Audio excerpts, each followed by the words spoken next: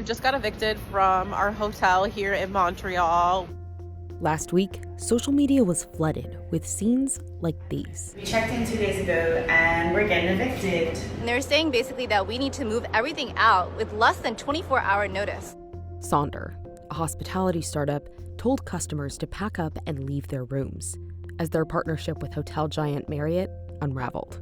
I tried contacting Sonder, but the line just beeped. The collapse of Sonder was just so abrupt that guests literally had the rug pulled out from under them. The company, once worth nearly $2 billion, closed up shop almost overnight, leaving thousands of guests stranded. So, what went wrong? The hospitality industry doesn't understand that the reason why people travel is so that they can get something that's different and unexpected.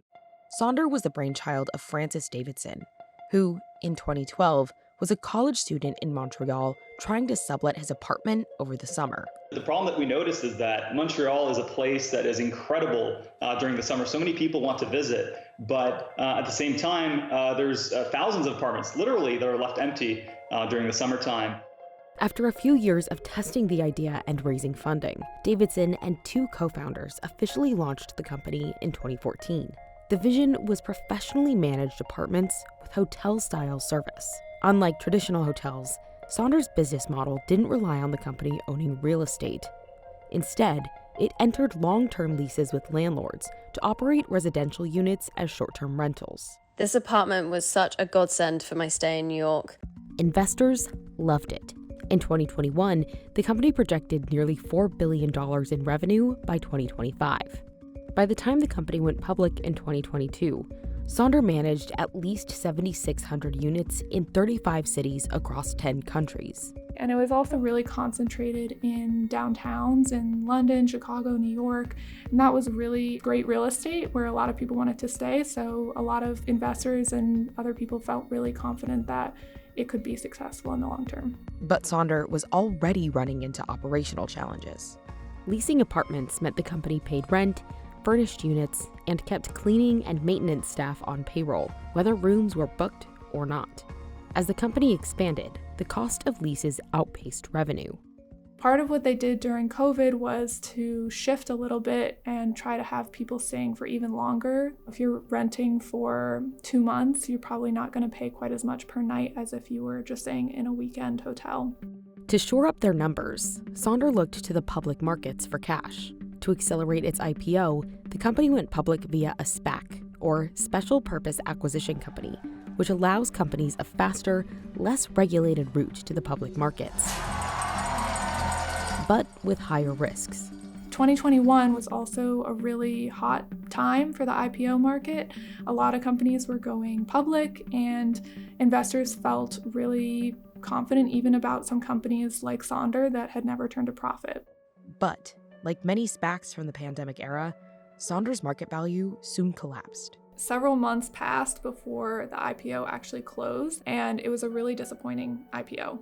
Basically, all of the investors decided to cash in their stock rather than buy stock in the public company that Sonder had become.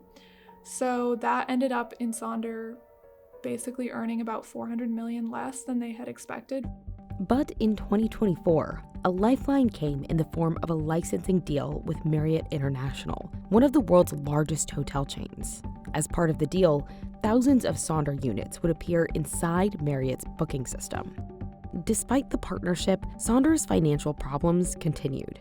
By 2025, the company's liabilities had outgrown its assets and posted a loss of about $100 million in a 6-month window, according to an SEC filing. Then in June, Sonder's co-founder Davidson announced his departure from the company, writing on LinkedIn, "What unfolded over the following few years was far worse than anything we'd seen in historical data or ever imagined was possible." That summer, there were several more reports that indicated that Sonder was doing not well, and it said that it might run out of cash by the end of 2025. Sonder was reportedly seeking a buyer to go private. But when that bid fell through, Sonder defaulted on its debts to Marriott. Under the partnership terms, that allowed Marriott to end the agreement immediately. Marriott pulled the plug in November 2025, just over a year after announcing the partnership. In a statement, Marriott International said that its immediate priority is supporting guests currently staying at Sonder properties and those with upcoming reservations. With Sonder out of the picture, Marriott is now left to manage much of the fallout. Sonder is going out of business, so they really don't care about customers, but Marriott is not going out of business. In the days after the shutdown, Sonder instructed employees to direct guests to Marriott with questions about their reservations and next steps. Marriott said that it would refund everybody for their future reservations, and it was also handing out points, trying to help people find places to stay. But obviously places were filling up really fast. In early November, right around the time Sonder's sale deal fell through, Marriott covered about $1.5 million in Sonder's payroll for 1 week, but turned down a later request for $50 million more. In the end, the partnership left Marriott out at least $15 million. Sonder had a lot of red flags throughout its history as a company, so I think it really shows the importance of being aware of what a company's business model is and whether they can actually turn a profit in the long term.